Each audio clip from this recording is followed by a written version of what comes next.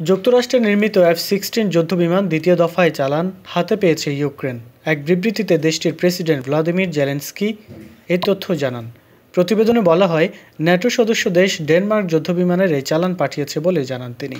Zelensky বলেন, Denmark থেকে পাঠানো এসব F-16 জঙ্গি বিমান ইউক্রেনকে রাশিয়ার বিমান হামলা থেকে রক্ষা করতে সাহায্য করবে।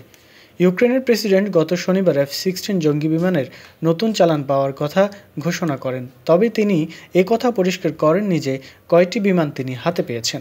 এসব বিমান এরই মধ্যে ইউক্রেনের বাহিনীতে যুক্ত করা হয়েছে কিনা তাও তিনি স্পষ্ট করেননি। জেলেনস্কি বলেন, এর আগে ইউক্রেনের পক্ষ থেকে যেসব যুদ্ধবিমান দেওয়া হয়েছিল তা রাশিয়ার ক্ষেপণাস্ত্র হামলা মোকাবেলায় কাজ করছে।